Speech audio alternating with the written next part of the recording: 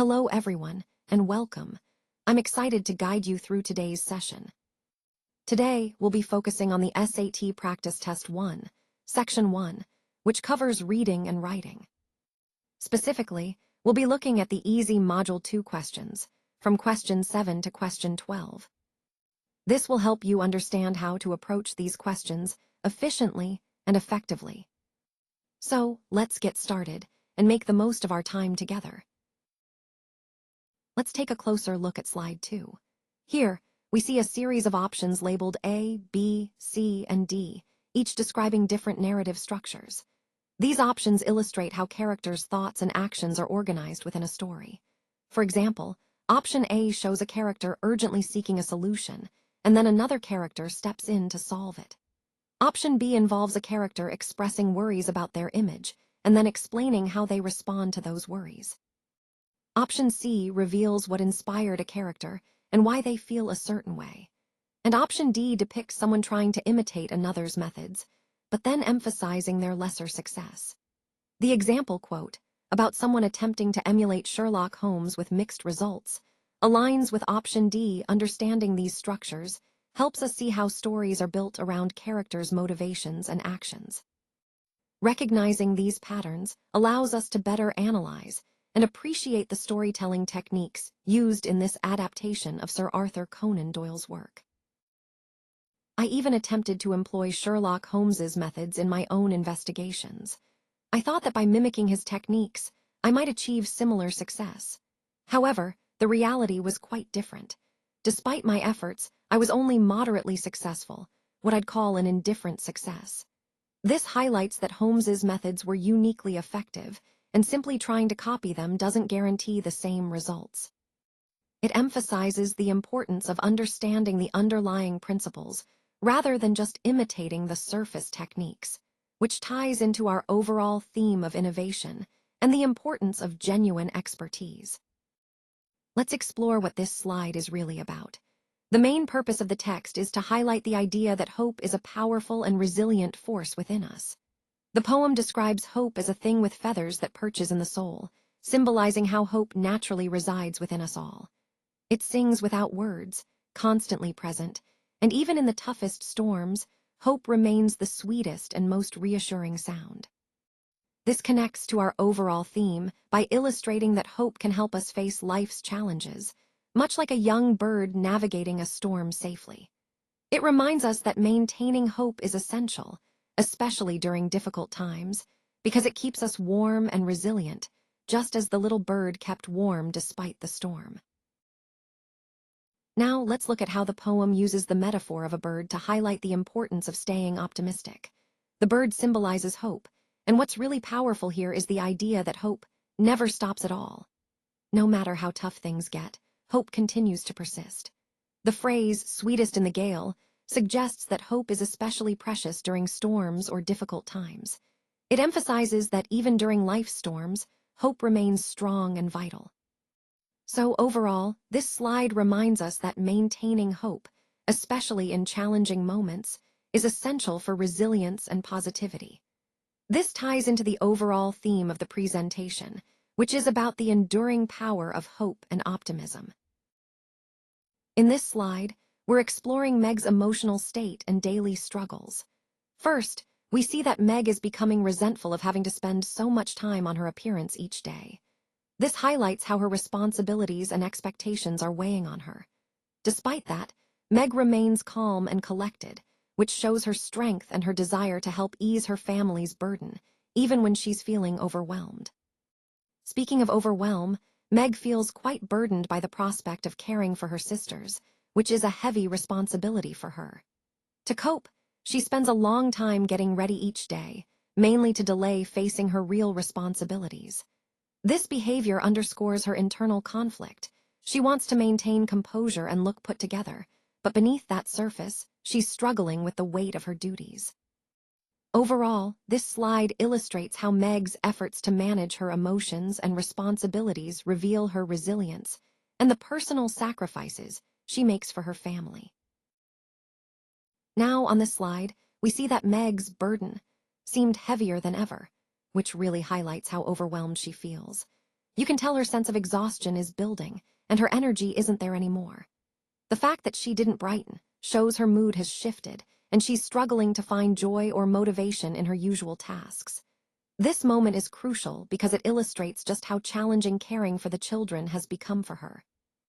It ties into the overall theme of emotional and physical exhaustion that many caregivers experience when they're pushed beyond their limits. Recognizing these signs helps us understand the depth of Meg's struggle and emphasizes the importance of support and understanding in such situations. Because of the widespread belief in the early 19th century that it was improper for women to engage in literary careers, Jane Austen published her novels anonymously. Despite her novel's great success, she chose to keep her name out of the public eye, likely due to societal expectations and the desire to avoid criticism. Interestingly, her friends and family often encouraged her to take public credit for her work, but she maintained her secrecy. While publishing anonymously can protect authors from societal judgment, it's important to recognize that doing so raises ethical questions, especially when it prevents proper acknowledgement of an author's contributions. Additionally, some might argue that publishing anonymously was the most effective way to avoid judgments based on gender, but it also highlights the societal pressures women faced at that time. Overall, Austen's choice reflects the complex balance between personal safety, societal norms, and the desire for recognition. So, one of the most interesting aspects of Austen's career is that she published her novels anonymously. At the time, society held the belief that pursuing a literary career was improper for women, which made it difficult for women to openly publish under their own names. Despite her novels gaining popularity and success, Austen chose to keep her identity secret. This was a strategic move, driven by societal expectations and the desire to protect her reputation. It's a testament to the challenges women faced in the literary world during that era, and it also highlights Austen's cleverness in navigating those societal norms while still sharing her talent with the world. Let's take a closer look at this powerful excerpt from Tennyson's Ulysses. Here, Ulysses encourages his friends by saying, "Come, my friends, 'tis not too late to seek a newer world." This line highlights his unyielding desire to explore and continue life's adventures, no matter his age or circumstances. He then adds, "Some work of noble note may yet be done," emphasizing his belief that there are still meaningful pursuits ahead, things worth striving for. This shows his optimistic outlook and his refusal to accept stagnation. Next, he reflects on the discomfort of stopping, saying, "How dull it is to pause, to make an end." This line underscores the theme of ongoing growth and the importance of continuous effort.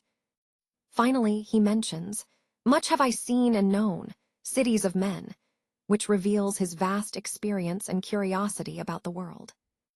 All these lines connect to the broader theme of perseverance, exploration, and the relentless pursuit of purpose. They remind us that it's never too late to seek new challenges and to keep pushing forward in our own lives. Now, on this slide, we see Ulysses himself expressing a powerful desire to continue exploring. He says, "Come, my friends, 'tis not too late to seek a newer world." This line is really significant because it captures the essence of his adventurous spirit and his refusal to be limited by age or circumstances. It highlights a key theme in the poem, the relentless pursuit of discovery and the courage to venture into the unknown. By directly speaking to his companions, Ulysses demonstrates leadership and inspiration, urging them to embrace the possibility of new experiences. This moment encapsulates the core idea that true explorers are driven by an insatiable curiosity and a desire to grow, no matter where they are in life. It ties beautifully into the overall message of perseverance and the eternal quest for meaning beyond the familiar. Let's take a closer look at the data. First, we see that El Salvador and Panama had similar percentages of land dedicated to agriculture, but Panama's urban percentage was higher. This suggests that even with similar agricultural involvement, Panama's population tends to live more in urban areas. Next, Belize's agricultural percentage was quite similar to El Salvador's, yet its urban percentage remained lower. This indicates that similar levels of agriculture don't necessarily translate to higher urbanization. Interestingly, the country with the highest percentage of land used for agriculture, Costa Rica, also had the highest urban percentage among these nations. That might seem counterintuitive at first, but it shows that agriculture and urbanization can coexist at high levels. Finally, Costa Rica and Panama both had the lowest percentages in these sectors, which suggests that lower reliance on agriculture might be associated with different patterns of urban development. Overall, what these points highlight is that there isn't a straightforward correlation between where people work, like agriculture, and where they live, urban areas. The data supports the idea that these two factors don't always move together, which is an important insight for understanding development patterns in these countries. So, looking at Belize and El Salvador, we see that their agricultural employment percentages are quite similar, with Belize at 16.8% and El Salvador at 16.29%. This suggests that a comparable proportion of their populations work in agriculture. However, when we examine their urban populations, there's a stark contrast. Belize has about 45.87% of its people living in urban areas, while El Salvador's urban population is significantly higher at 72.75%. This disparity highlights an important point. Despite similar employment in agriculture, the distribution of where people live, urban versus rural, differs greatly between these two countries. It directly supports the idea that there isn't a strong correlation between where people work, such as in agriculture, and where they actually live. In other words, working in agriculture doesn't necessarily mean living in rural areas, and vice versa. This insight helps us understand the complexity of urbanization and employment patterns across different nations.